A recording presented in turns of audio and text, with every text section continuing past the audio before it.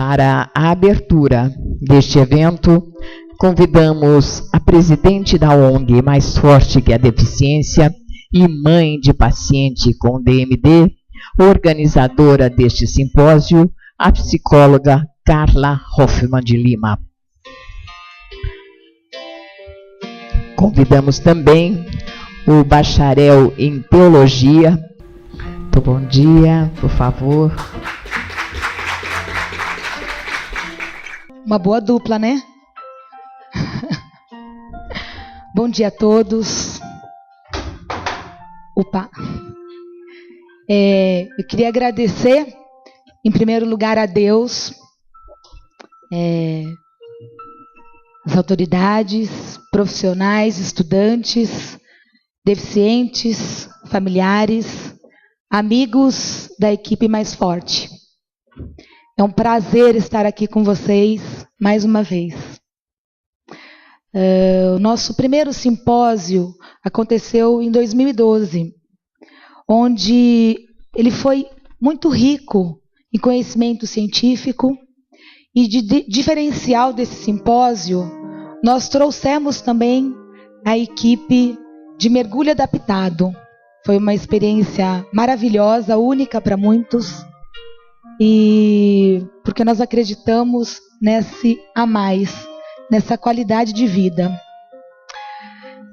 E a partir desse primeiro simpósio, nós criamos uma ONG. A ONG se chama Mais Forte que a Deficiência.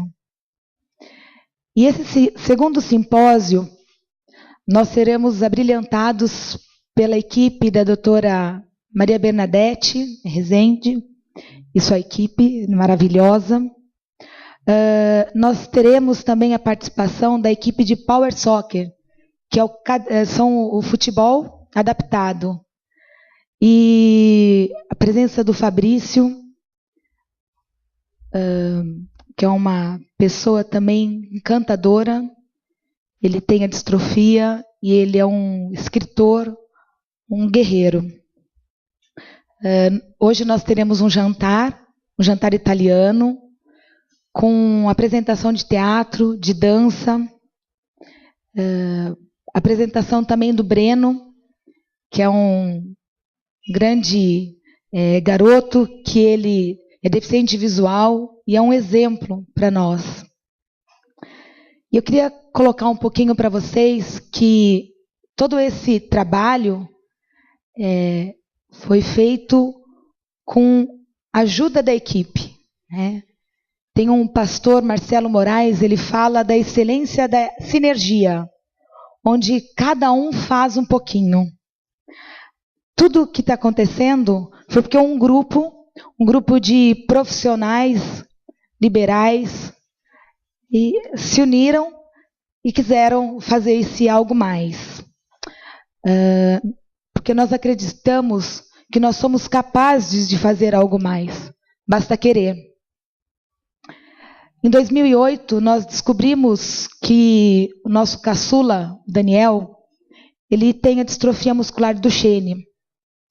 E a partir desse momento, das dificuldades de saber desse diagnóstico, nós decidimos que nós iríamos lutar com tudo para a gente dar para o Daniel o melhor.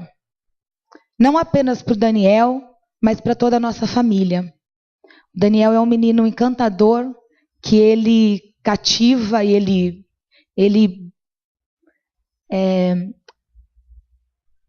cativa todo mundo. Ele é incrível. Falar do Daniel é realmente algo precioso mesmo.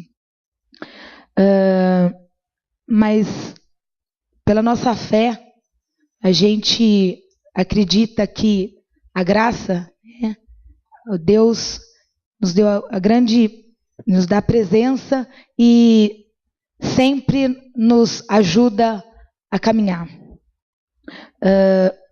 Lidar com a distrofia muscular é algo difícil. Mas nós estamos superando alguns desafios. Na escola do Daniel não tinha elevador. Depois de várias conversas, nós conseguimos um elevador. tem rampa, uma escola adaptada. E no dia a dia, realmente, nós temos as nossas dificuldades. O Daniel está no momento que ele está no 2º ano, então os meninos querem jogar futebol. Ele tem que aprender a lidar com os nãos, ele tem que aprender a lidar com as suas dificuldades. E teve momentos que ele quis entrar na quadra, e ele entrou na quadra, e depois ele saiu chorando, e porque ele não consegue fazer isso, mas ele consegue fazer outras coisas. E nesse momento que ele estava triste, eu fui tentar, como uma mãe normal, falar para ele que eu estava do lado, e ele me deu um basta. Ele falou, eu preciso sofrer agora. Com 8 anos ele falando isso. Mas nós temos muitas outras coisas que a gente pode fazer. Ele tem algumas câimbras, mas ele realmente vem superando muitas coisas. O Dr. Nivaldo Parisotto está ali e nós temos feito um tratamento diferenciado no Daniel, com laser, que realmente tem feito diferença nele também. Então, eu fico me perguntando, e queria jogar para vocês, qual é o objetivo de vida de vocês? Qual é o nosso objetivo? O que a gente pretende fazer? E isso é importante na nossa vida.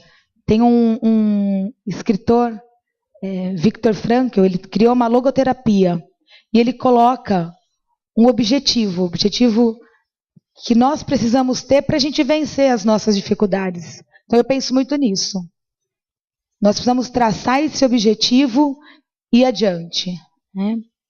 Eu queria colocar também para vocês brevemente 2 movimentos que estão acontecendo aí. É o movimento do balde de gelo, né? Então você, das pessoas que têm a ELA, esclerose lateral amiotrófica, esse movimento ele começou com um garoto de 26 anos, porque ele descobriu que ele também tem, e ele deixou de trabalhar para cuidar da mãe dele, e a avó dele também tinha.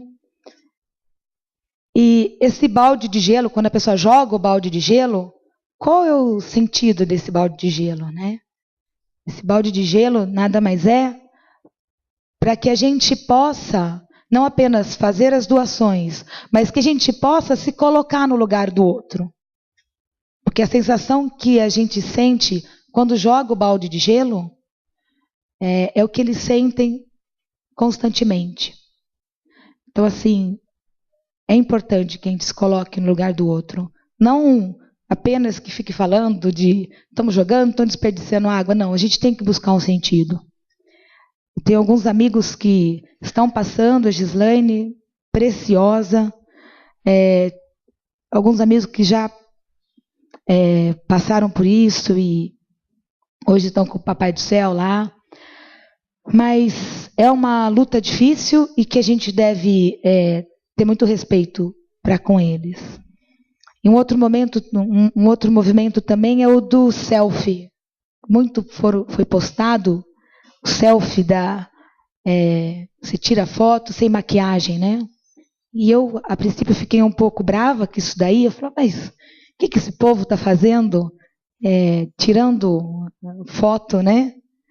E depois eu fui descobrir também, porque uma escritora britânica, ela que criou isso daí, para que a gente resgate a nossa beleza interior. Às vezes a gente se preocupa com tantas coisas e a gente esquece do principal, né? O compromisso com a vida. Qual é o nosso compromisso com a nossa vida? Como a gente está cuidando da nossa vida? Como que a gente está deixando que os outros falem da gente? Então, a deficiência, muitas vezes, acaba limitando a pessoa e tirando o que ela tem de mais precioso, que é o valor.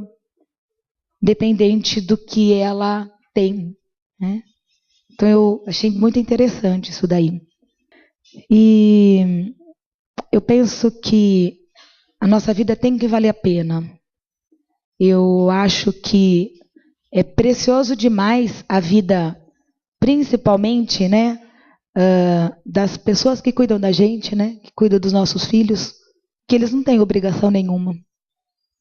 Eles não têm obrigação, e quem cuida de deficientes, é fato que não vai ficar rico, porque dá trabalho, mas se não for com amor, de nada vai valer. Então, eu valorizo muito a vida de vocês que cuidam da gente.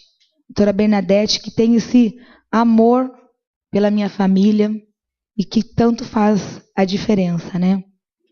Então, faça a sua vida valer a pena. Ela é importante e preciosa.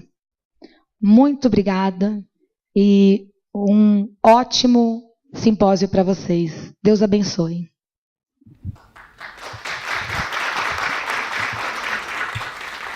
Bom dia, tudo bem com vocês? Eu sou Clóvis, eu sou pastor na Primeira Igreja Batista em Piracicaba, mas a minha história com a distrofia começou aqui em Rio Claro.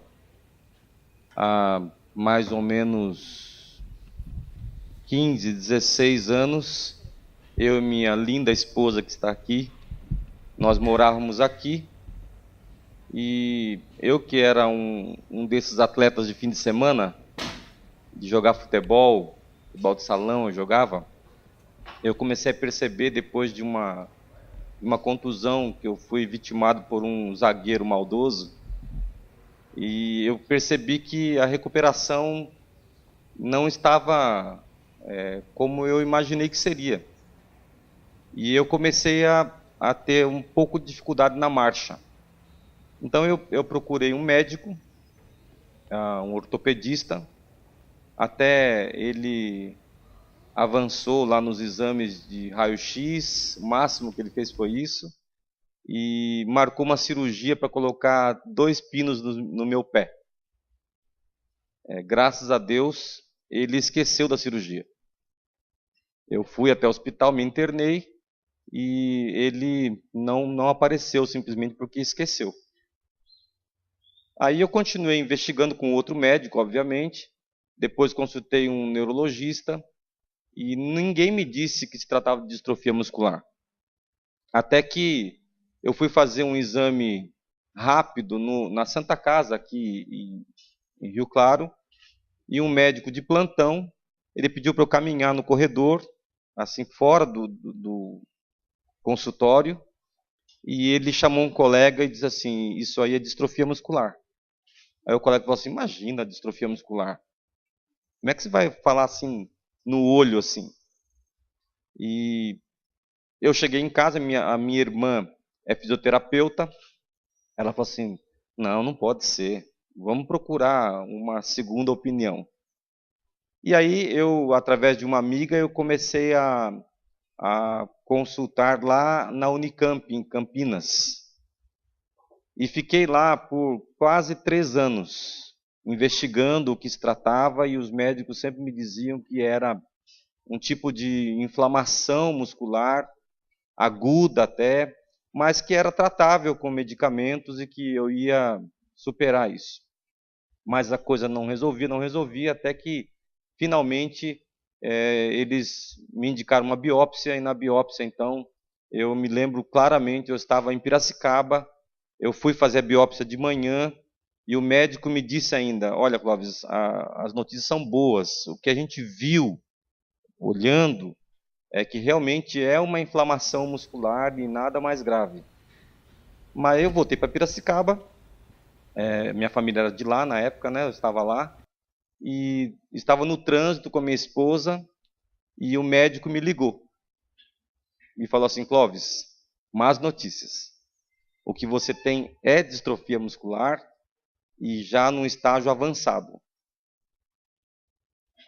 Aquela notícia fez com que o meu chão sumisse. Eu tinha pouquíssimas informações sobre o que era distrofia muscular.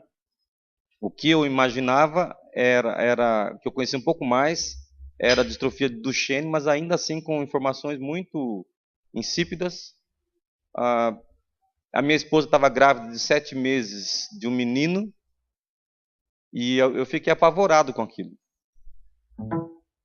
Depois de alguns dias eu recebi um telefonema de um amigo que já é falecido e ele recitou para mim um pedacinho da palavra de Deus, um salmo, que diz assim: se o Senhor não guardar a cidade, em vão vigia a sentinela. Ou seja, só está seguro que Deus guarda. E quando Deus guarda, não há nada que possa tirar a segurança de você. E a partir daquela conversa eu comecei a olhar para minha situação de uma forma diferente. Depois, é claro, eu fui passando por algumas fases, aquela fase que a gente não quer tratamento algum, ajuda de ninguém, até que eu fui amadurecendo as ideias em relação a isso, e hoje eu sou uma pessoa bem resolvida com isso, sou feliz, não reclamo, eu só agradeço a Deus por tudo que Ele tem me dado, e as pessoas incríveis que Ele coloca ao meu redor para me abençoar, a começar por minha família. Mas quando você tem uma má notícia, você pode ter momentos depressivos, momentos de desânimo, mas você não pode habitar no lugar da amargura. Porque se você não pode escolher, você não pode decidir se a tragédia vai bater à sua porta, você pode decidir pelo menos que você não vai se tornar uma pessoa amargurada porque a tragédia bateu à sua porta. Então você precisa decidir hoje que você não vai morar no lugar da amargura. Também acredito que aprendemos que é preciso ter coragem para avançar e aceitar algo melhor para nós. É preciso ter coragem. Cada fase da minha história com a distrofia tem avanços. Então, o dia que eu me rendi à bengala foi um avanço. O dia em que eu me rendi à cadeira motorizada no shopping foi um avanço. O dia que eu me rendi à ajuda das pessoas que gostam de mim, que me amam, foi um avanço. Mas tudo isso foi possível porque eu tive coragem também, assim como outros que têm muito mais do que eu, porque estão numa situação que exige mais esforço do que eu. É preciso ter coragem.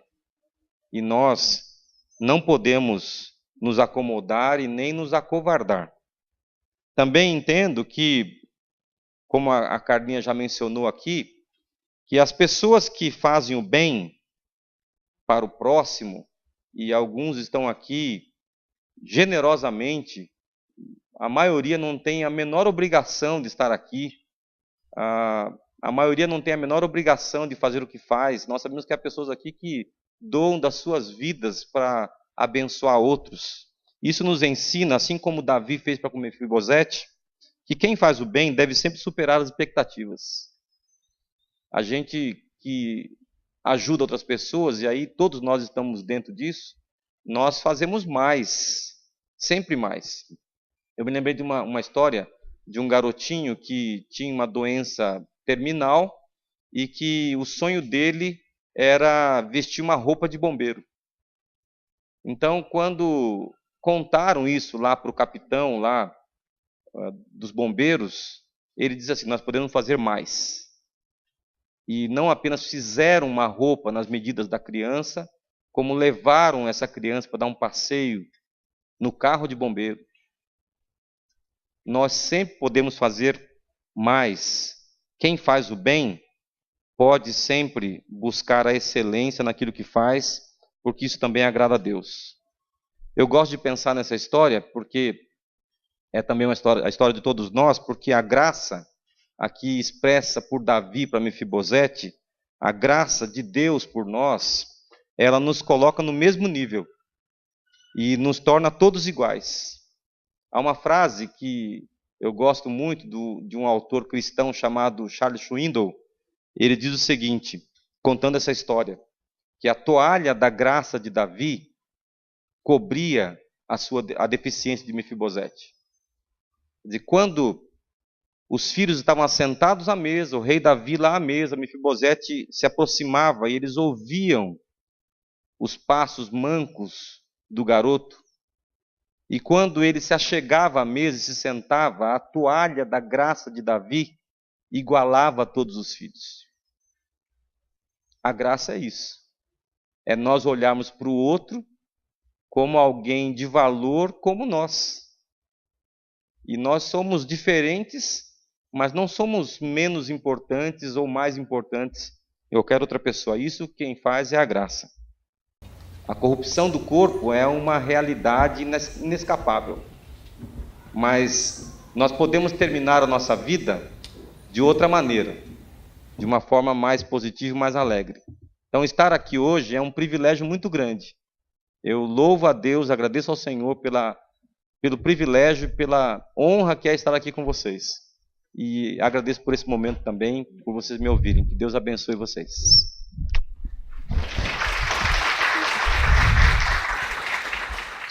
Só peço, por favor, a sua atenção para nós fazermos uma oração por tudo que vai acontecer hoje.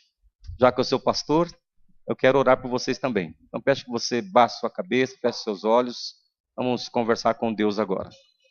Senhor nosso Deus, muito obrigado a Deus, porque o Senhor colocou esse sonho no coração da Carla e tantas pessoas especiais e queridas abraçaram essa causa e lutam, Senhor, para que as pessoas que enfrentam a distrofia e outros tipos de deficiência tenham uma vida melhor, uma vida mais longa, e assim possam experimentar a sua graça a cada dia. Eu te peço, Senhor, em nome de Jesus, que o Senhor recompense generosamente cada pessoa que está aqui doando do seu tempo, do seu dia, talvez deixando a família um pouco de lado hoje, esquecendo alguns afazeres importantes, mas decidiu estar aqui. Muito obrigado por essas vidas tão importantes. Eu te peço que o Senhor as abençoe ricamente. E que hoje seja um dia de aprendizado, de crescimento, de fazermos novas amizades e de avançarmos na luta contra as dificuldades que todos nós enfrentamos. Nós te louvamos, nós te agradecemos e oramos em nome de Jesus. Amém. Obrigado. Amém. Presenças preciosas, depoimentos maravilhosos. Muito obrigada. Pastor Clóvis Gomes da Silva. Obrigada, Carlinha, também pelo seu depoimento. Vamos agora à primeira palestra. Ela traz o tema Nova História Natural da Doença. Teremos como coordenador o Dr. José Maurício Asseturi de Oliveira. Ele possui graduação em Medicina pela Faculdade Souza Marques, residência médica em Neurocirurgia no Centro Médico de Campinas, credenciado pelo MEC e SBN, estágio internacional no Instituto de Neurologia e Departamento de Neurocirurgia em Cleveland, como preceptor de neurologia no Hospital Regional de Sorocaba, é neurocirurgião atendente dos hospitais Unimed de São Roque, Unimed de Rio Claro, Albert Sabin e coordenador do Serviço de Neurologia da Santa Casa de Rio Claro e sócio proprietário e médico do Instituto de Neurocirurgia, Neurologia e Doenças da Coluna na cidade de Rio Claro. Muito obrigada, Dr. José Maurício Asseturi de Oliveira, pela sua presença neste simpósio.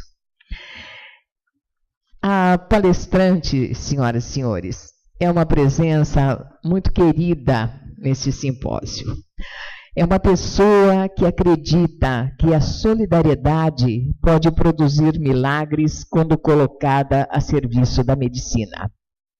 Ela é médica, assistente do Serviço de Neurologia Infantil do Hospital das Clínicas da Faculdade de Medicina USP, doutora em Medicina também pela USP, tem especialidade em doenças neuromusculares, é membro do grupo de doenças neuromusculares e responsável pelo ambulatório de distrofia muscular do Hospital das Clínicas da USP. Ela que, para prolongar o tempo e a qualidade de vida dos pacientes com distrofia muscular de Duchenne e outras doenças neuromusculares, trabalha todas as terças-feiras, sem nenhuma remuneração, no ambulatório de neurologia infantil do Hospital das Clínicas de São Paulo. Doutora Maria Bernadette Dutra de Resende.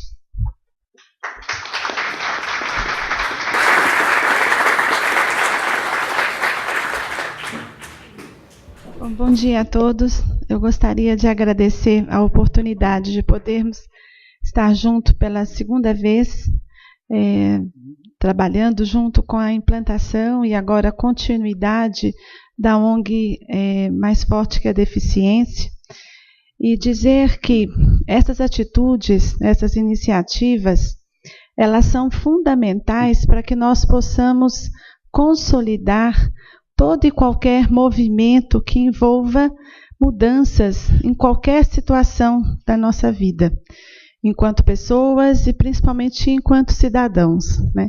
São iniciativas como esta que vão mobilizando, através da opinião pública,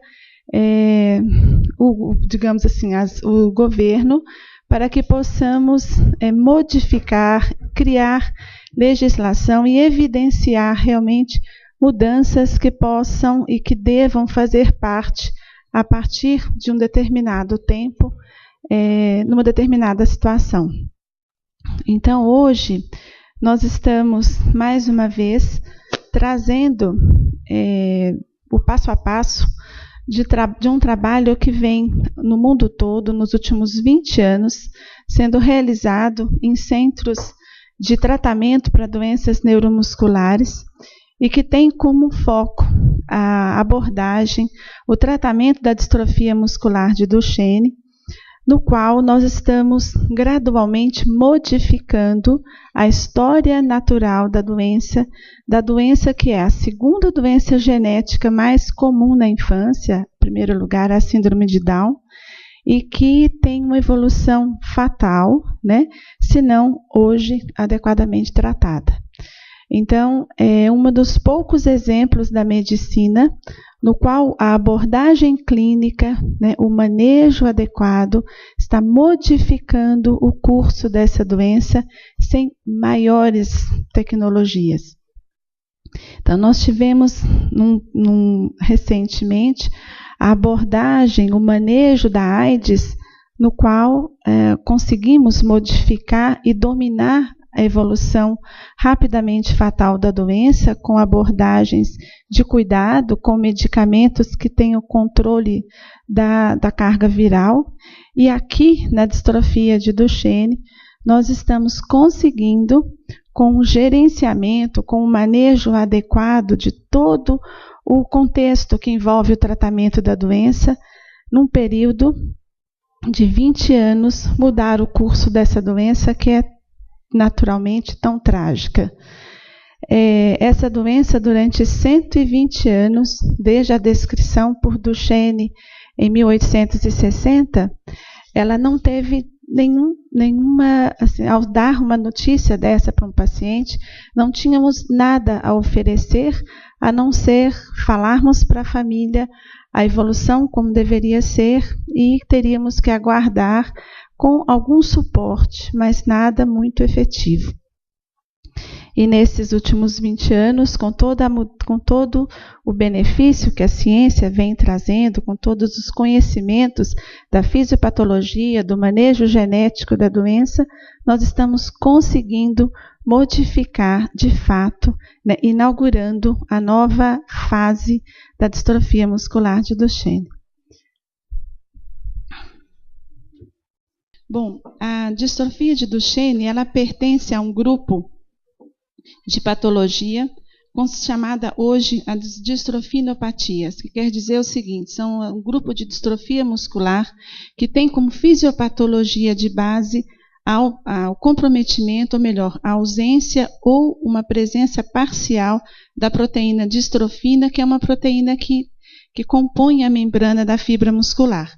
Então, os dois subtipos da distrofinopatia é a distrofia muscular de Duchenne, que é a forma grave, plena, decorrente da ausência completa dessa proteína, e a distrofia muscular de Becker, que é decorrente da presença parcial dessa proteína da distrofina. Então, a fisiopatologia, isto é, a descoberta da distrofina, deu-se em 1986, através de estudos do grupo de Mônaco e Kunkel, e em 1988, Eric Hoffman, num centro americano, descreveu o gene que codifica essa proteína. Então, quando nós temos as deleções nonsense, quer dizer, as deleções que impõem a parada da leitura através do RNA mensageiro, nós temos a deficiência completa dessa proteína, determinando o fenótipo, a evolução clínica da Duchenne. E quando nós temos as deleções sense, quer dizer, o RNA mensageiro não tem a leitura da fita de DNA interrompida, e ele consegue transcrever uma proteína de menor peso molecular, mas que é capaz de exercer alguma função nessa fibra muscular. Então, essa deficiência parcial determina o fenótipo, a evolução clínica da distrofia de Becker. Aqui é um exemplo, um modelo mostrando, para nós podermos ver a complexidade que envolve a composição da membrana da fibra muscular. O músculo, a fibra muscular, ele tem uma das suas principais ações é a contração da musculatura. As proteínas que exercem essa função principal, que são as proteínas intercitoplasmáticas, aqui representada pela actina, elas são normais. A questão é exatamente a ausência da proteína distrofina, que é uma proteína que compõe o complexo da membrana muscular e que está presente na face intracitoplasmática da membrana, fazendo uma ponte importante entre as proteínas de contração, portanto, do complexo de contração máxima da fibra, com o complexo da beta-distroglicana, que é um grupamento que é transmembrana, que faz a ponte entre a superfície interna da fibra muscular e a superfície externa, né, separados pelo sarcolema. Então, esse modelo ele é interessante para que nós possamos entender a catástrofe que é a ausência dessa proteína. Então, a distrofina ela funciona como se fosse um remo, uma alavanca que a cada contração dessas proteínas, ela traz consigo todo o complexo da membrana celular. E, portanto, a ausência dessa proteína faz com que haja a perda desse elo de continuidade. Então, as proteínas de contração que continuam a sua função normal, que é de contrair, descontrair, elas continuam e a membrana não acomoda, não acompanha esse processo. Então, isso vai gerando um esgarçamento, um processo de falência da integridade dessa fibra muscular, que é o que vai gradualmente favorecendo a destruição, a morte dessas células e, consequentemente, a deposição de fibrose, que é o grande agente causador da progressão mantida da perda da força muscular.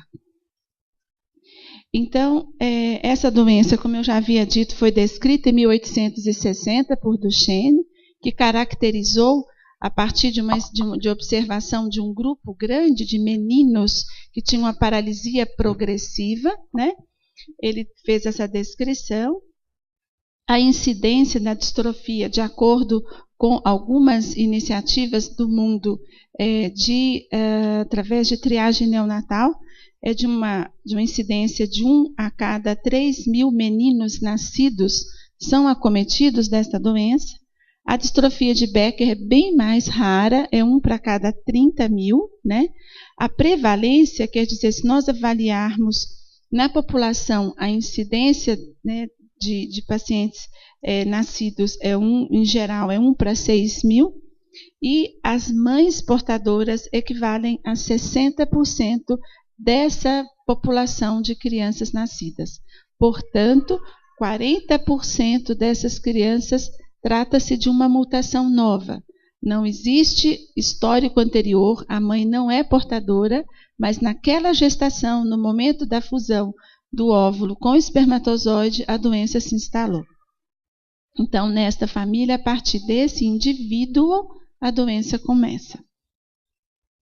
Então, essa doença, é uma doença de origem genética, né, está ligada ao cromossoma materno, o cromossoma X, no qual nós temos o acasalamento de uma mulher portadora com um homem normal. Nós temos, a cada gestação masculina, 50% de chance do menino nascer afetado, portanto doente, e 50% de chance de um outro menino nascer normal.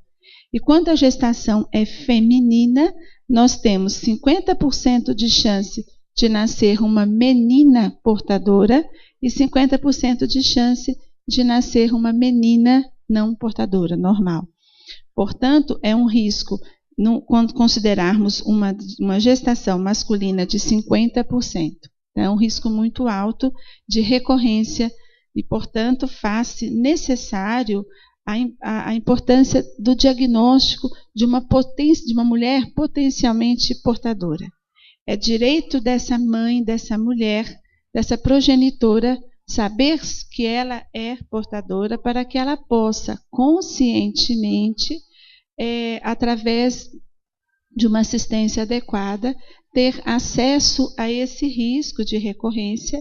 E hoje nós já temos condições de poder auxiliar, através de técnicas de reprodução, a possibilidade de não haver uma gestação com a criança afetada. Então, são questões que têm uma série de implicações, mas é importante que isso seja abordado, seja levado para essa família, para que não haja a recorrência de casos cegos, né? A mulher, muitas vezes, quando a criança começa a ter o diagnóstico, inicia os sintomas, e o diagnóstico, em média, é feito por volta de 7, 8 anos de idade. Muitas dessas mulheres já têm mais 1, 2 ou 3 filhos, podendo ter mais outras crianças acometidas, sem ter essa consciência do que poderia estar acontecendo. Então, o diferencial em relação à distrofia de Duchenne-Becker é exatamente a gravidade da forma clínica. A distrofia de Duchenne, ela inicia mais precocemente, com o menino em torno de 3 anos de idade. O Becker, o início dos sintomas é mais tardio, em média a partir dos 7 anos. A instalação precoce e progressiva de retrações músculo-tendíneas de membros inferiores e membros superiores é precoce, e no Becker esse processo é mais lentamente progressivo e com início também mais tardio. As deformidades de coluna vertebral, elas são graves e precoces, né? Na Duchenne, e no Becker ela tem uma evolução mais lenta e menos grave. A perda da marcha no Duchenne, ela ocorre em torno de 8 a 12 anos, e a perda da marcha no Becker a partir da 3ª década. A cardiopatia é um processo presente nas duas formas, e ele é que está envolvido na questão da mortalidade, o principal fator causador da mortalidade nos pacientes. No Duchenne, 40% das crianças podem evoluir com uma fibrose de ventrículo esquerdo, e muitas vezes a morte ocorre de forma súbita em decorrência de arritmia cardíaca. No Becker, a cardiomiopatia ela ocorre em 60% das crianças e tem um padrão diferenciado de uma fibrose difusa no coração e que muitas vezes a morte vem em consequência de uma dilatação, miocardiopatia dilatada, insuficiência cardíaca congestiva grave.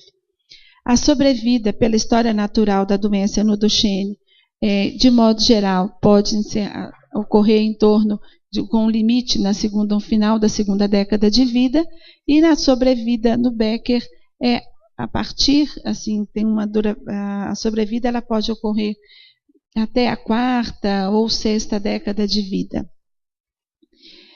Um dos sinais clínicos mais clássicos da distrofia de Duchenne é a manobra de Gowers, né, no qual a criança, pela fraqueza proximal de cintura pélvica, associado a uma fraqueza progressiva de musculatura paravertebral, este menininho, uma vez em decúbito horizontal, à medida que ele vai levantando, ele necessita de escalar aos seus membros inferiores para assumir a posição bípede.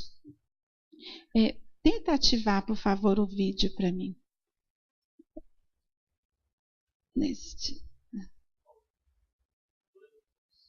Bom, pode ser esse primeiro. Bom, aqui volta rápido, vem rápido. É a marcha da criança, que é uma marcha que a gente chama de anserina, em função da fraqueza que ocorre proximal de membros inferiores. Essa criança vai basculando o quadril e, à medida que a fraqueza progride, normalmente ele acentua a lordose, faz uma protusão do membro do tronco e anda com um padrão de patinho mesmo. O outro vídeo, por favor. Este é o vídeo da manobra de Gowers, né, no qual a criança ela vai escalando os membros inferiores até ela conseguir assumir a postura de pé. Normalmente, esse processo, quando ele está bem evidente, essa criança ela é uma criança que anda, que corre, ela tem normalmente uma força proximal ainda bem funcional, de grau 4 para um normal de grau 5, e à medida que o processo vai evoluindo, a criança vai crescendo, mesmo mantendo a marcha, ele já tem dificuldade de assumir essa manobra. Então, um menino que já vem com desenvolvimento adequado, andando, correndo, a partir dos seus 3, 4 anos, começa a ter queda como se ele de repente desabasse. Ou começa a ter dificuldade, precisar de apoiar o joelhinho, a perninha para poder subir uma escada, ou assumindo essa postura que inicialmente é meio fragmentada, é pouco perceptível, mas que progressivamente ela é muito evidente, tem que se pensar na possibilidade dessa criança ter algum acometimento muscular, que pode ser um Duchenne, pode ser umas cinturas, pode ser um Becker, né, mas não podemos negligenciar isso, tanto professores, família e principalmente a equipe técnica que envolve a medicina não pode não considerar esse tipo de informação e esse tipo de sintomas para que possamos startar o processo de investigação diagnóstica desse caso. Obrigada. Então, uma vez que nós estamos... esse daqui é o 10. Uma vez diante dessa suspeita clínica, o primeiro exame a ser realizado é a enzima muscular, que é um exame barato, em qualquer posto de saúde faz esse exame, não importa onde nós estejamos. Na distrofia de Duchenne, nós temos um aumento significativo dessa enzima muscular. O pico desse aumento, que pode chegar até em torno de 300 vezes o valor de referência, ocorre em torno de 1 a 2 anos, que é o momento que a criança começa a andar, né? Até então, já desde o nascimento, esse aumento já é evidenciado. Portanto, o CPK ele é um marcador que pode se fazer presente a triagem neonatal, são feitas a partir desse marcador. Então, todos os locais onde foram feitas, utilizou-se a marcação, ou melhor, a dosagem do CPK para, a partir da alteração nesse exame, fazer o diagnóstico genético. Então, o pico ele ocorre em torno de 1, 2 anos de idade, mas ele mantém-se alterado a vida toda desse indivíduo. Vale lembrar aqui que a distrofia de Duchenne, a distrofia de Becker, é a única situação da medicina que nós temos índices tão alarmantes, exagerados dessa enzima muscular, no qual o indivíduo pode não ter absolutamente nenhum sintoma. Toda e qualquer outra situação na medicina que nós observamos aumento de CPK, esse indivíduo está acometido e ele tem, de modo geral, com esses índices, esses indivíduos estão em UTI, um quadro clínico muito grave. Uma vez detectado um aumento de CPK, hoje o diagnóstico, tendo acesso a ele, preferencialmente, é feito através do estudo molecular, do DNA, no qual nós podemos, a partir da técnica de PCR multiplex, detectar os casos de deleção, né, que ocorre o defeito por deleção, que corresponde a 65% dos casos. O MLPA, que é uma técnica mais sofisticada, mais abrangente, nos permite detectar 70% dos casos, incluindo todas as deleções e as duplicações, e o sequenciamento genético nos permite pegar essa outra parcela da mutação, onde detectamos a mutação de ponto, que está presente em 30% dos casos. Hoje, em termos de custo, o MLPA ele está custando, em média, R$1.000, o exame feito no Brasil, e o sequenciamento genético em torno de R$3.000. E o CPK, o valor é muito pequeno. O SUS não paga nem R$3 por uma análise de CPK. E nos laboratórios também não chega a R$50 em média.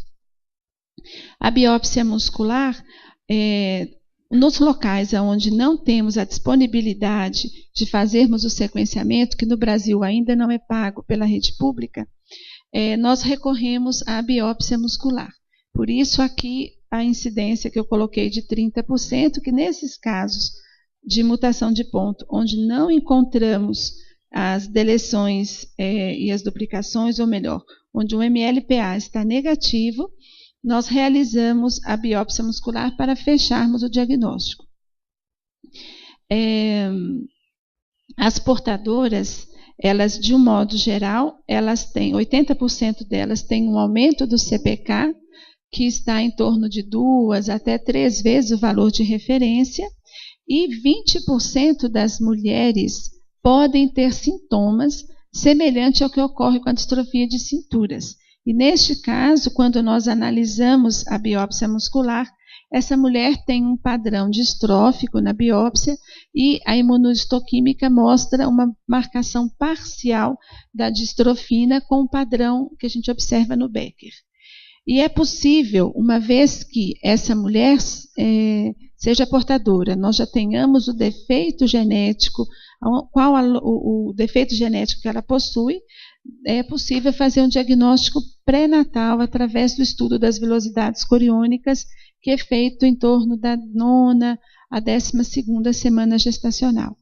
Esta prática ela não é uma prática rotineira, até porque o nosso país, a legislação nossa, não permite a interrupção dessa gestação, considerando que essa patologia não é uma patologia incompatível com a vida. Então, fazermos esse exame é muitas vezes colocar esse bebezinho em mais um risco, em consequência do processo de extração dessas células, e realmente nós não vamos interromper, e enfim. Então, é sempre uma possibilidade, a gente conversa sempre muito isso com as famílias, e eventualmente aquela mãe que já tem um filho, ela está extremamente ansiosa a falar: doutor, eu não vou tirar, mas eu preciso ter certeza para ter paz, até para gestar um filhinho acometido ou não, eu quero saber. Então, nessas circunstâncias, a gente faz este procedimento. Então, aqui é um exemplo da biópsia muscular. Aqui nós observamos o músculo normal, onde nós temos ele bem organizado, com as células justapostas, com o mosaico bem preservado, e aqui a gente pode observar a grande alteração catastrófica que existe nesse músculo, que é decorrente da deposição de fibrose, de gordura, que é secundária ao processo de morte celular. Então, a cada período, a cada célula que entra em morte e necrose, uma reação inflamatória ela é desencadeada e o produto final dessa reação inflamatória é exatamente a deposição de tecido fibroso e gorduroso. O que nos permite fazer o diagnóstico de qual das distrofias estamos tratando é exatamente a imunistoquímica, onde nós analisamos todas as proteínas de membrana e nós temos um controle normal, onde nós observamos a proteína que está sendo testada presente uniformemente em todas as fibras. No Duchenne, nós temos a ausência dessa proteína e no Becker, uma marcação errática, uma marcação parcial. E no Western blot, que nos permite fazer uma análise quantitativa dessa proteína, no Duchenne nós não temos a presença da banda correspondente ao controle normal da distrofina, e no Becker nós temos uma banda de menor peso molecular. A distrofina ela está presente em vários tecidos, no tecido cardíaco, no tecido cerebral, né? E é exatamente a presença a presença ou ausência dessa proteína é que nos permite observar clinicamente nesses pacientes que 1/3 das crianças podem apresentar deficiência mental, 1/3 apresentam distúrbios de aprendizagem e 1/3 têm inteligência normal. Essas crianças eles não evoluem com demência. Então, os que são inteligentes, permanecem inteligentes, os que têm deficiência mental também, e o distúrbio de aprendizagem, a gente vem trabalhando e com grandes perspectivas de melhoras e de, digamos assim, ganhos evolutivos nesse processo. E o porquê desses 3 subtipos, isso ainda não está definido, se é determinado geneticamente ou não. O miocárdio nós já comentamos, então você tem os 2 tipos de defeitos genéticos no Duchenne, que é mais localizado no ventrículo esquerdo e no Becker é difuso, né? E foi exatamente o envolvimento cardíaco e o entendimento através dos verdadeiros mecanismos de mortalidade é que descobrimos, a partir da era da corticoterapia, com a sobrevida e com o controle dos defeitos de coluna e também com as técnicas de ventilação não invasiva, foi descrito e descoberto, definido que o verdadeiro mecanismo de morte desses pacientes ele é cardíaco. Então, a Academia Norte-Americana de Cardiologia, em 2011, determinou, através de um consenso, a utilização de cardioproteção através de inibidores de ECA nesses pacientes associado à corticoterapia. Então, este manejo tem nos permitido controlar e, digamos assim, evitar, né, termos sob controle o verdadeiro mecanismo de morte desses pacientes. Então, o histórico da distrofia de Duchenne é um histórico linear, já bem definido e com datas bem importantes. Então, desde a descrição em 1860 por Duchenne, durante 120 anos não tivemos absolutamente nada a fazer para estas crianças, até o final da década de 80 e início da de 90, com o advento da era molecular, com a descrição, a descoberta do gene e os estudos envolvendo o corticoide, nós começamos a determinar uma nova era, uma nova fase para a distrofia de Duchenne. Então, a corticoterapia, ela iniciou vários estudos multicêntricos já no finalzinho da década de 80 e início da década de 90. Em 1996, houve o primeiro consenso determinando a utilização de corticoide para os meninos que estavam em fase ainda deambulatória e que deveria ser suspenso ao término, ao momento da perda da marcha. E em 2006, esse consenso foi ampliado a partir das observações tidas e do acompanhamento clínico nesses 10 anos, determinando que a corticoterapia ela não é dependente, ela não está relacionada à presença ou não da marcha nesse indivíduo. Então, todos os indivíduos com diagnóstico de distrofia está indicado a corticoterapia, que será utilizada por tempo indeterminado até que uma nova solução terapêutica possa ser desenvolvida. A corticoterapia, então, o benefício com o uso do medicamento ele é evidente a partir do 10º dia de tratamento, e o aumento, existe um controle, um aumento gradual da eficácia e da desaceleração da doença nos primeiros 6 meses de vida, atingindo o topo, em média, de ganhos em 6 meses, com estabilidade variável a partir dessa data. A corticoterapia, existem algumas controvérsias, existem sim efeitos colaterais que nós temos que controlar e administrar, né? Um dos efeitos é exatamente através do atraso do crescimento estatural, mas o GH, que seria o hormônio de crescimento, ele não está indicado para ser utilizado nessas crianças. O desenvolvimento de caracteres sexuais secundários pode ocorrer um atraso no desenvolvimento puberal desses rapazes, e nestes casos adequadamente avaliados, nós autorizamos e está indicada a utilização de reposição de hormônios sexuais para esses homens. A corticoterapia, nós temos hoje no mercado 3 tipos de corticoide. Tem a prednisona, que é o meticortem, que nós no Hospital das Clínicas não utilizamos por ter muito efeito colateral. Nós temos lá a sorte de termos o deflazacort, que é o principal medicamento utilizado, que tem menos efeitos colaterais, e a prednisolona, que é o Predicin, o Prelone, que nós também utilizamos num protocolo intermitente para as crianças menores, também com menos efeito colateral.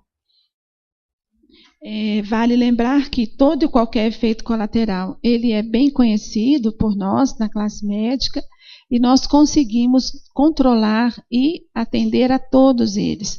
De modo que, nesses 18 anos de corticoide, nós não tivemos a necessidade de excluir nenhum paciente do tratamento em função dos efeitos colaterais. Cuidados importantíssimos que têm que ser obtidos com a corticoterapia é o manejo desse medicamento. Então, nós não podemos permitir a suspensão abrupta e não orientada dessa droga. E sempre é importante referir e reforçar com essas famílias que a suspensão temporária da droga faz com que, a partir do 10º dia de suspensão do medicamento, a doença volta progressivamente a assumir a sua evolução, a evolução que ela teria correspondente àquela faixa etária. E, portanto, a reintrodução da medicação não reverte o quadro que foi perdido. Então, nós estamos sempre começando do zero, e esse manejo inadequado, muitas vezes, só dá efeito colateral para o paciente, sem o benefício que nós realmente necessitamos. Hoje não se questiona mais o estágio que esse indivíduo está, seja pequenininho, deambulador ou cadeirante. A indicação do corticoide é para todos eles, considerando o acometimento cardíaco. Em 2010, o grupo do Treat-NMD, que está ligado ao World Muscle Society, onde concentram aqui os principais chefes dos serviços norte-americanos e europeus, publicou no Lancet, que é uma grande revista, uma das principais revistas médicas que publicam manejos, tratamentos na medicina, o consenso do manejo desses pacientes, né? A importância que tem o tratamento inter e multidisciplinar. Então, esse consenso ele foi publicado em 2 partes. Eles estão disponíveis nessa revista, quem quiser ter acesso, ele é bem interessante, é um passo a passo correto e que é o que nós fazemos, não tem nenhum segredo. E o grande ponto em relação ao manejo desses pacientes é exatamente o gerenciamento de todos as etapas envolvidas nesse tratamento. Então, compete a um coordenador desse manejo, né, que é um médico que não necessariamente tem que ser um médico neurologista, neuromuscular, pode ser um clínico, um pneumo, enfim, um fisiatra, desde que tenha um domínio dessa doença, sabendo o passo a passo preventivo e evolutivo das ações que nós tenhamos que adotar.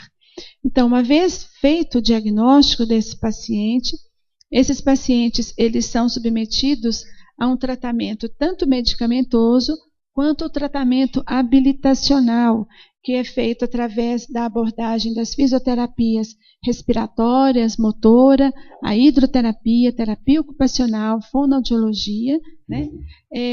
Vale reforçar esse conceito. Em doença neuromuscular, você não reabilita, você habilita esse indivíduo a adquirir, a trabalhar as compensações que as funções, através de função.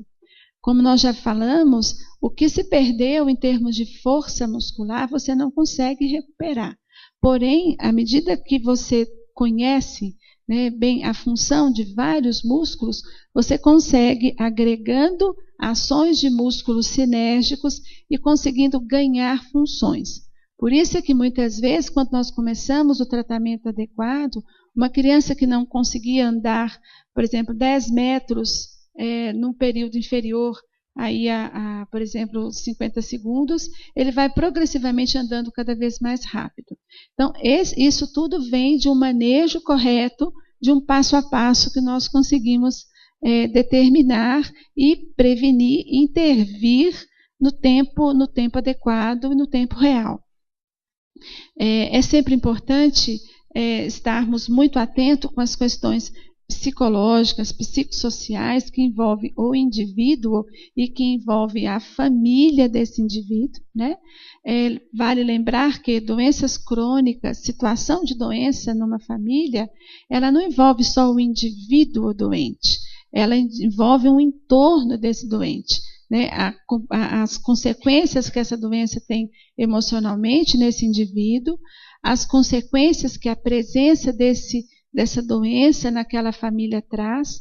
Vale sempre lembrar que, ao anunciarmos uma doença, darmos um diagnóstico de uma doença dessa para uma família, nós estamos, naquele momento, anunciando para aquela família uma inversão da lei natural da vida, né? Nós estamos colocando a possibilidade de uma vida mais breve. Então, aquele filho que vem com o propósito de perpetuar aquela família, né, de ser o segmento daquele casal, daqueles pais, ele tem uma existência, digamos assim, pré-anunciada mais curta.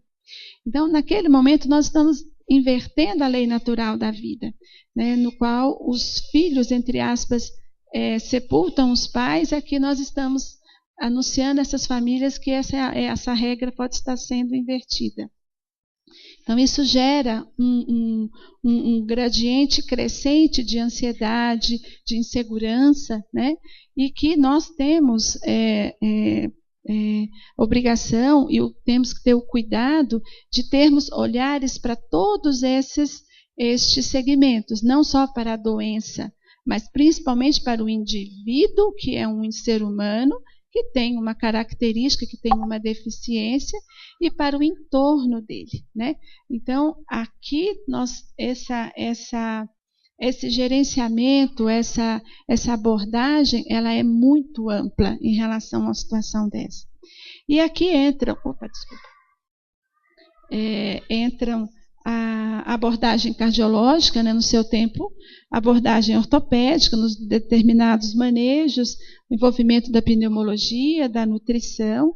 Quando a gente fala dos estados nutricionais, nós não estamos falando só de nutrição, nós estamos aqui abordando toda e qualquer disfunção que possa possa comprometer o estado nutricional desse indivíduo. Então, desde as disfunções de arcada dentária, as disfunções dentárias, as disfagias, todo o processo funcional que envolve o aparelho digestivo, que tem uma importância grande na sobrevida do indivíduo. E assim, o gerenciamento desse processo é que faz, né, a concatenação, a interligação, todo esse processo, essa engrenagem, ela tem que estar extremamente bem coordenada para que a gente não perca tempo, que a gente consiga atender à necessidade, o processo progressivo no seu passo a passo aí. Então, a abordagem de todo esse processo, ele vem hoje, felizmente, depois de 18 anos dessa abordagem, desse tratamento, nós temos hoje, a partir das evidências clínicas que nós fomos construindo, quer dizer, o segmento diário contínuo desses pacientes, nas suas várias faixas etárias, portanto, nos seus vários estágios evolutivos da doença, nós estamos hoje chegando a um número significativo de pacientes que já ultrapassaram os 15 anos de idade, que já ultrapassaram os 18 anos de idade, e nos determinando a possibilidade, a evidência clínica real de que nós realmente estamos hoje mudando o curso, conseguimos mudar, evidenciar que conseguimos mudar o curso clínico dessa doença. As crianças que iniciam o tratamento no seu tempo correto, portanto, no estágio clínico inicial, em torno de seus 5, 6 anos de idade, nós temos conseguido, em média, prorrogar a marcha em torno de 5 a 6 anos, por 5 a 6 anos, e esses meninos estão chegando hoje aos 20 anos de idade, com a evolução clínica que deveriam ter aos 10 anos de idade. Portanto, já estamos ganhando uma década. E é o que a gente pretende continuar acompanhando, né? E vamos administrando. Então, hoje, o que nós observamos? Fazendo um paralelo entre a história natural da doença e a nova história natural da doença. Ao início dos sintomas, eles começam na mesma idade, porque nós não introduzimos o corticoide numa idade precoce, inferior a 4 anos de idade óssea, para não impedirmos o crescimento desse bebê, e o corticoide não tem maiores efeitos, né, na criança menor. As deformidades de coluna, que eram graves e precoces, hoje elas têm uma evolução similar ao que ocorre com Becker. Elas são mais lentamente progressivas, elas não são mais uma cifroescoliose grave e com uma deformidade de moderada intensidade e com início mais tardio, já em torno do final, a partir dos 15, 16 anos de idade. A perda da marcha, como eu disse, que antes era em torno de 8 a 12 anos, nós conseguimos ter um retardo em torno de 50% das crianças, de até uns 5 anos. A sobrevida, que era em torno da segunda década de vida, ela duplicou, a expectativa de vida é além de 40 anos de idade. A mortalidade, que inicialmente era atribuída por uma insuficiência cardiorrespiratória, hoje nós sabemos que o verdadeiro mecanismo de morte é cardíaco. Então, aqui nós temos um gráfico mostrando o seguinte: pela história natural, nós temos, então, o início em torno dos 3 anos. A perda da marcha ela ocorre em função da progressão dessas deformidades, da atrofia muscular progressiva, e a mortalidade vinha em função de todo esse agravamento. Então, eram deformidades esqueléticas de coluna muito intensas, que facilitavam, ou melhor, que contemplavam, acentuavam a insuficiência respiratória restritiva desse indivíduo, somando ao acometimento cardíaco. E hoje, então, nós temos o início do sintoma em torno dos 3 anos, com uma perda de marcha já mais tardia, e a sobrevida desse indivíduo com a sobrevida duplicada. Então, esse rapaz aqui, que hoje está com 24 anos, É um rapaz que ele não faz uso de BIPAP, ele terminou a faculdade, é um administrador, ele já tem uma pequena empresa, é um rapaz socialmente adequado, né? Ele é economicamente ativo, ele se sustenta, ele já faz a sua previdência privada, e é isso que nós queremos para os nossos pacientes, né? Ele é cadeirante, isso nós hoje não conseguimos evitar que o indivíduo com distrofia de Duchenne evite, ou melhor, não necessite da cadeira. Essa necessidade virá mais cedo ou mais tarde, mas ela virá. E os pacientes, eles são muito gratos, muito receptivos aos benefícios que a cadeira traz. Então, estes são manejos que a gente vai conversar bastante ainda hoje, mas que são bem ricos aí. Então, aqui é um paralelo entre uma criança não tratada com corticóide e uma criança tratada. Nós podemos ver o estágio trófico mais adequado, essa criança não tem as deformidades, e um tem 10 anos e o outro tem 12 anos. Então, esse tipo de deformidade nós não temos mais na nossa realidade, desde que esse paciente tenha um manejo adequado, né? Então, essa gravidade, deformidade de coluna, essa hipotrofia, esse quadro de consumo importante, felizmente não é a nossa realidade. E todo esse processo, ele agora está sendo substanciado.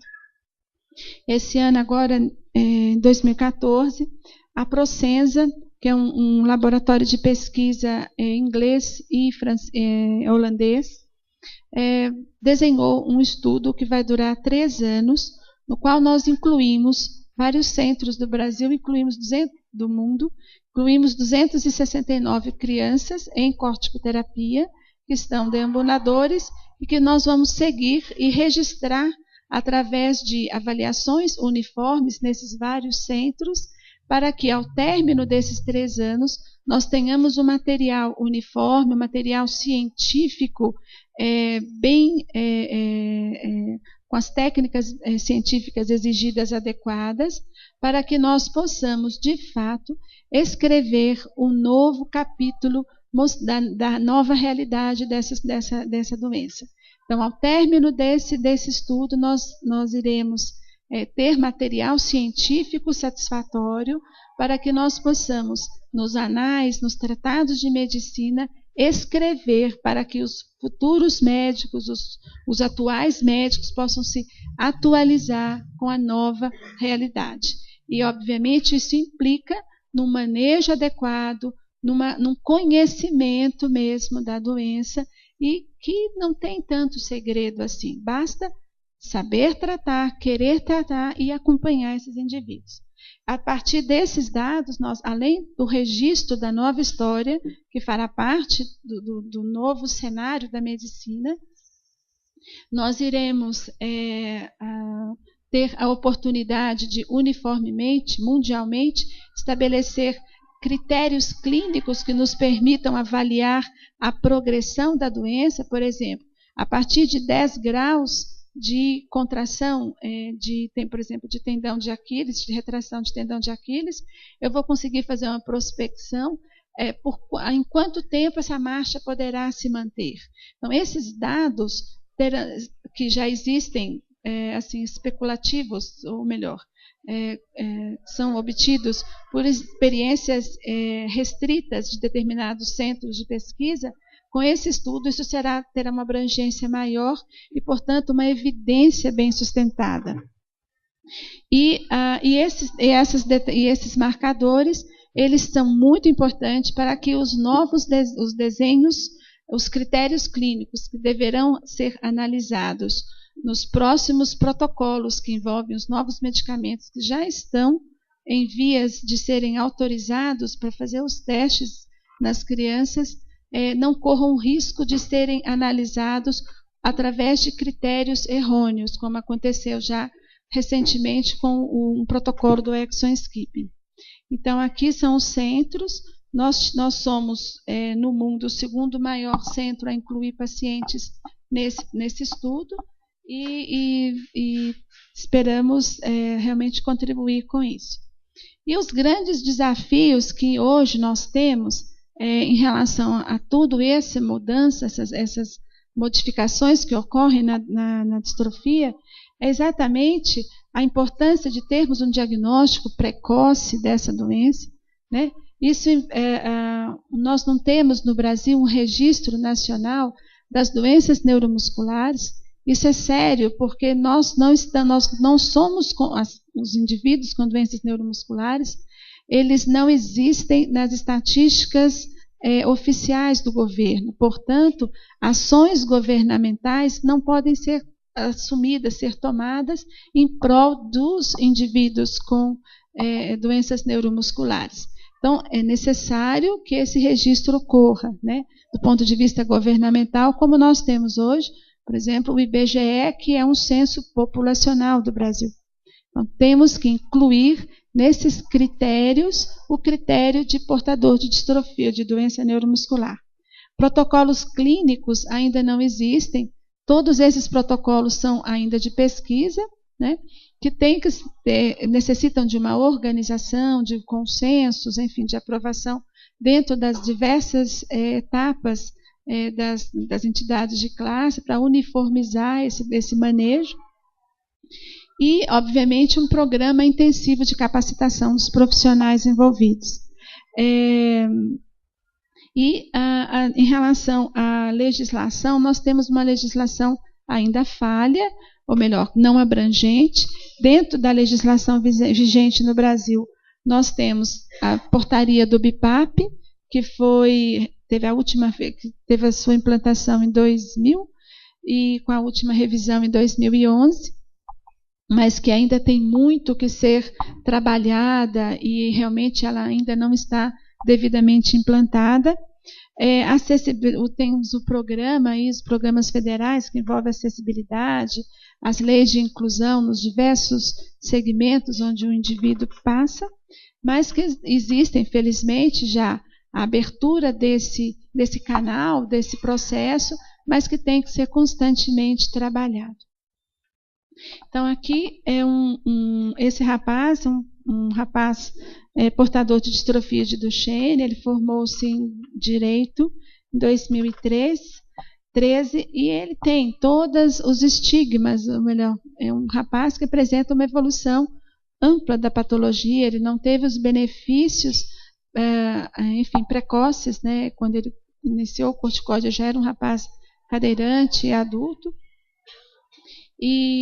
mas que não se deixou abater pela limitação, né, que a doença tem e pelo que muitas vezes é imposto a eles pelo um descrédito por parte da sociedade, por parte do que é muitas vezes passado. Hoje a gente entende por um desconhecimento por parte de quem dá a notícia para essas famílias.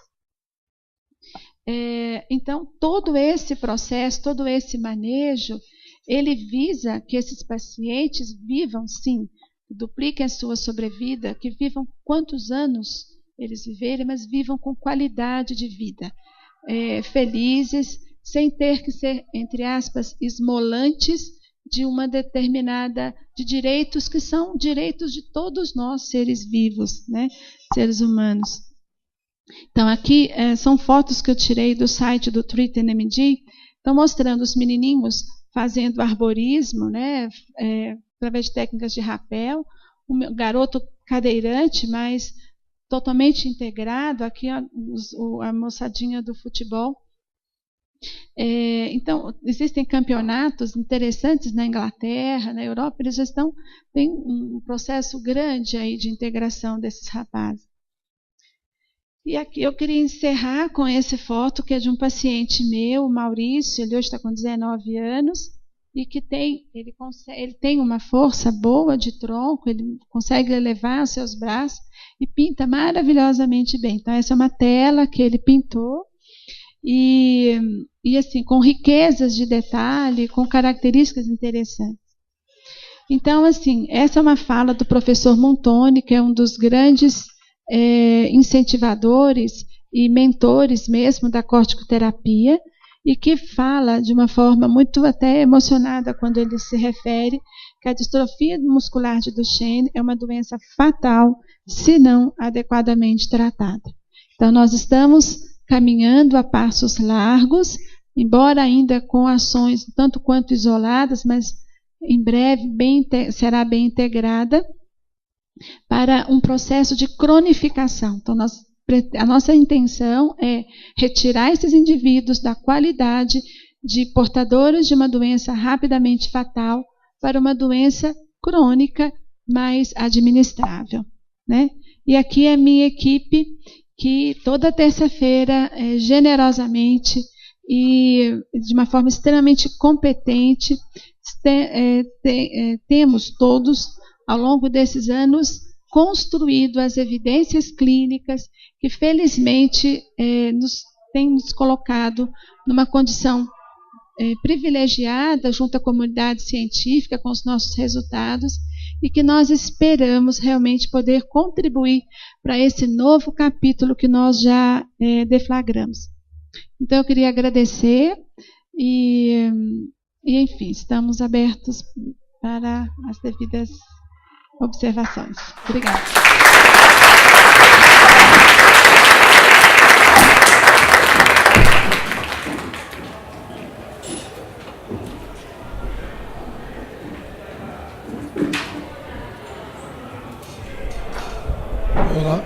Olá, bom dia.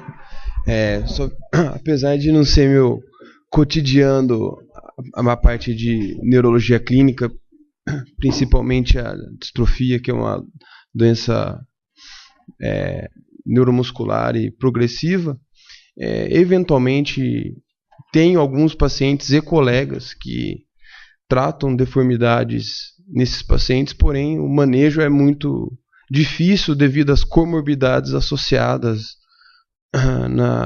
no tratamento, na dificuldade.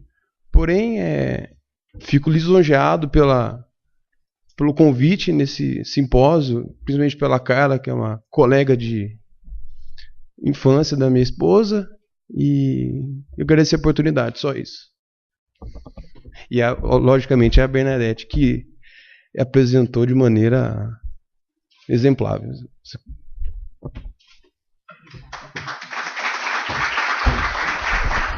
obrigada, Dr. José Maurício. Sua presença com certeza enriquece esse simpósio e nossos especiais agradecimentos à doutora Maria Bernadette, né, pela brilhante e esclarecedora exposição. Muito obrigada.